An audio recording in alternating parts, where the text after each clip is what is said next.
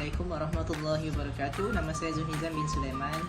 Bernama metrik 1190183. Saya akan membentangkan jurnal yang bertajuk Pembingkaian Media Antarabangsa tentang Islam dan Terorisme.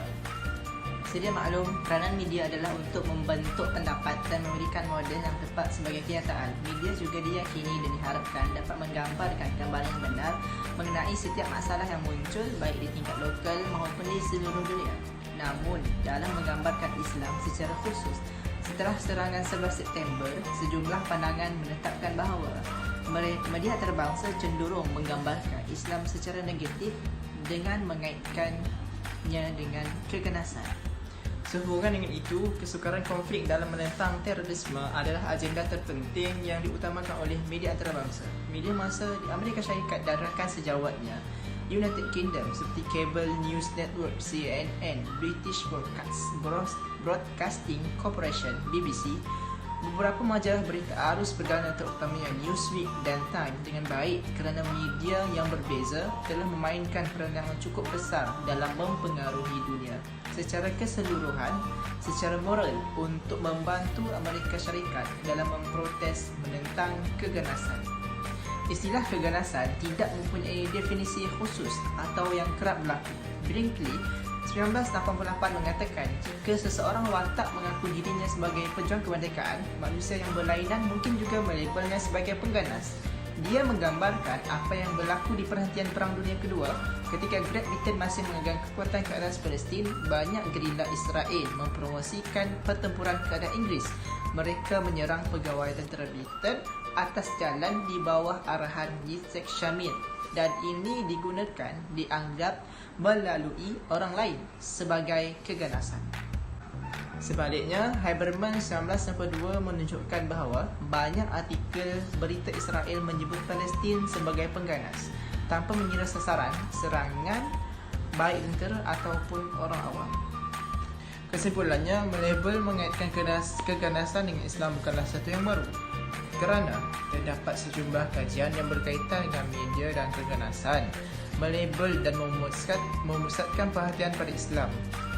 Antara contohnya ialah pemimpin Islam seperti Gaddafi, Yasir Arafat dan Khomeini.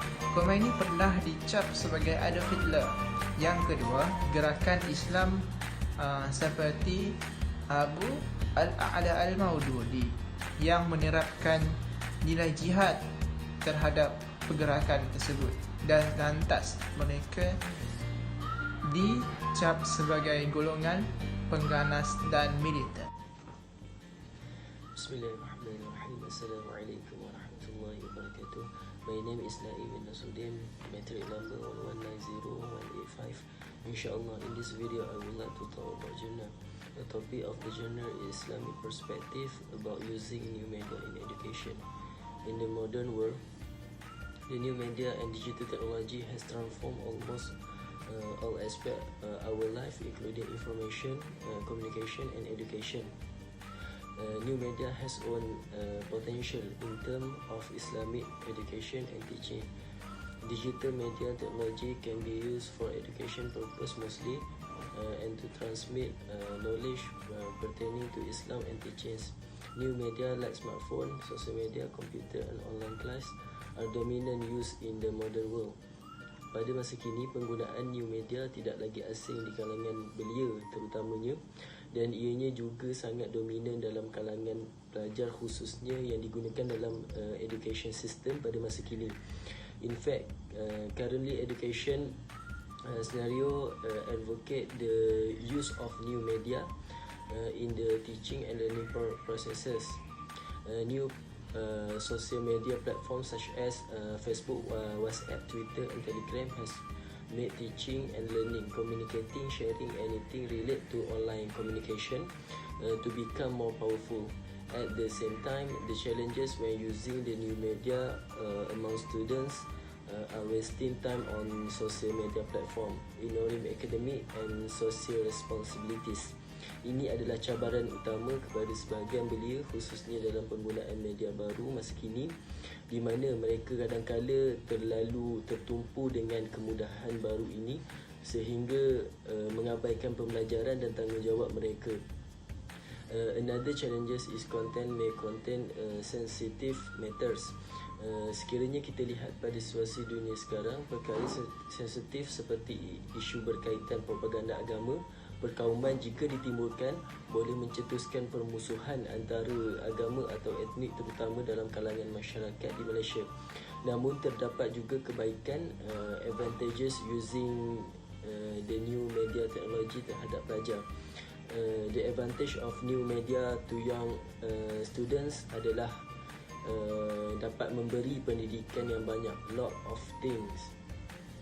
Selain itu, dengan penggunaan new media juga, yang student juga turut boleh mengakses untuk mendapatkan maklumat dengan mudah, dan juga new media ini turut membantu dalam memantapkan communication skill. The main objective of this journal is to present the Islamic perspective in terms of the benefits, challenges and moral ethics of using the new media in education, so that contemporary user of the new media technology have the knowledge which can guide them to embrace the transformation responsibly. Islam has outlined that Muslims should uphold knowledge from truthful sources of knowledge such as Quran and Hadith to prevent them from becoming deviant user of the new media. This journal contribute to the principle of using new media in education. Pada hakikatnya, Islam itu tidak menolak atau melarang penggunaan media like this, but janganlah kita sebagai umat Islam ini terlalu taksub dan takjub dengan kemudahan media seperti ini sehingga kita lupa dengan tanggungjawab kita sebagai seorang Muslim.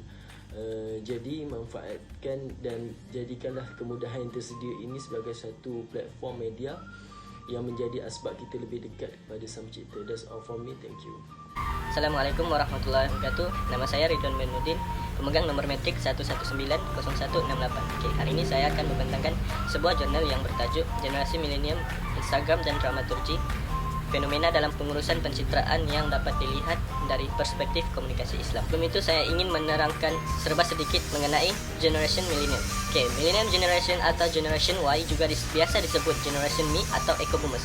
Secara literal tidak ada demografi khusus dalam menentukan kumpulan generasi ini. Istilah milenial atau disebut sebagai generasi Y menurut para pakar dikelaskan berdasarkan tahun awal dan akhir.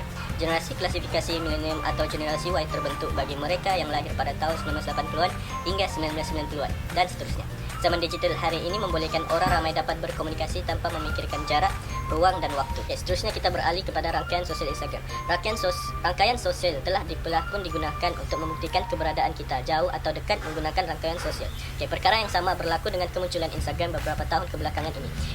Instagram sangat populer terutama dalam kalangan orang muda seperti generasi milenium sekarang. Aplikasi ini menyalurkan hobi penggunanya terhadap fotografi dan videografi. Rangkaian sosial Instagram adalah satu platform media yang menyediakan kemudahan kepada sesiapa sahaja untuk dapat menguruskan penampilan diri di mata orang ramai. Instagram seperti mempunyai tarikan tersendiri jika dilihat dari segi popularitinya sekarang. Kekuatan kedua-dua foto dan video yang sering dimuat naik dan kemudian menjadi bahan oleh orang lain untuk memberikan komen. Perluan dan kehendak merupakan dua istilah yang berbeza dalam penggunaan media komunikasi tersebut menyebabkan komunikasi terpaksa berkembang dengan lebih pantas. Kehadiran teknologi sangat berpengaruh dalam kehidupan manusia. Dengan munculnya teknologi, kehidupan dan aktiviti manusia menjadi sangat mudah dan sangat pantas. Sedar atau tidak, kita telah pun bergantung kepada teknologi. Kita beralih kepada pentas drama generasi milenium. Dalam pendekatan perspektif dramatisasi government, memang mungkin berlaku kepada semua orang di dunia. Sisi dipaparkan melalui persiapan yang serupa orang yang akan ditampilkan di panggung di atas pentas. Pengurusan impak yang dipaparkan di pentas depan dapat dilihat dengan jelas di laman sosial Instagram. Ini dapat dilihat bagaimana mereka menampilkan diri melalui penampilan mereka, baik dari segi pakaian dan pemilihan tempat untuk mengambil gambar, dan kemudian memuat naiknya di dalam akun Instagram mereka masing-masing. Sebagai satu contoh, mereka yang sering memaparkan gambar dengan mengenakan pakaian eksekutif dan berjenama atau dalam acara pertemuan yang besar. Ini bertentangan dengan yang dijelaskan dalam Al-Quran surah Al-Hud ayat 15 hingga 16. Bermaksud, barang siapa menginginkan kehidupan dunia dan perhiasannya, pasti kami memberikan mereka ganjaran pekerjaan kerana mereka berada di dunia dengan sempurna. Dan orang-orang di dunia itu tidak akan dirugikan. Mereka adalah orang-orang yang tidak memperoleh penghasilan di akhirat kecuali neraka. Dan menghapuskan akhirat adalah apa yang telah mereka kerjakan di dunia dan sia-sia apa yang telah mereka lakukan. Al-Afi telah meriwayatkan dari Ibnu Abbas bahawa sesungguhnya orang yang suka ria ataupun menunjukkan amalannya, maka sesungguhnya mereka telah menyia-nyiakan amalan tersebut. Perkara yang sama berlaku untuk penyokong penampilan yang mereka bawa, seperti beg, jam tangan, kaset perhiasan, malah kendaraan mereka, agar mereka kelihatan berwibawa dan menjadi generasi yang unggul, sehingga muncul sifat bersungguh-sungguh dalam diri mereka untuk menghadirkan diri ataupun menampilkan diri in the stage of Instagram. Yaitu, terdapat perbezaan yang wujud antara penampilan dan sikap ataupun cara mereka di pentas Instagram dan dalam realiti sebenar. Di pentas Instagram mereka yang menampilkan kesan eksklusif dan mempamerkan pakaian dan aksesori, mereka hanyalah individu biasa. Bilangan daripada mereka belum mempunyai kerjaya dan profesion yang masih bergantung pada nasib dan ekonomi orang tua. Sebagai kesimpulan, terdapat dua drama peringkat generasi milenial. Yang pertama adalah bahagian depan panggung yang dicirikan oleh kesan pengurusan. Mereka memilih pakaian dan tempat memberikan kesan berkelas dan tidak memaskarkan. Contohnya mereka yang sendiri membaparkan gambar mengenakan pakaian eksekutif dan berjenama yang terkenal untuk mereka kelihatan berwibawa dan generasi yang cemerlang. Bismillahirrahmanirrahim. Assalamualaikum warahmatullahi wabarakatuh. Today, I want to talk about my review on the article journal. The title is The Role of Mass Media and Information Technology in Islamic Education. In this article say that media can play a very important role to spread Islamic teachings and educating people, whereas technology has made it quite easy for the people living in different parts of the world to access Islamic information, teaching and literature. Information technology is making a very bright impact in the whole world, especially by providing ways for teaching and getting education while sitting at home. Now, all of the Muslim and even non-Muslim can listen to talk shows of great scholars, can attend their lectures and classes, and can even participate in them. Muslims have now realized the importance of media and technology, and they are really working hard in this field. It sounds like that in very near future, we will able to create a single platform where all Muslims from different parts of the world will able to discuss their problems, and whatever information they will be looking for will be found in there. Hence, a little more effort for the spreading of Islam and its teaching using media and technology can take Islam rising. That's all from me. Assalamualaikum warahmatullahi wabarakatuh.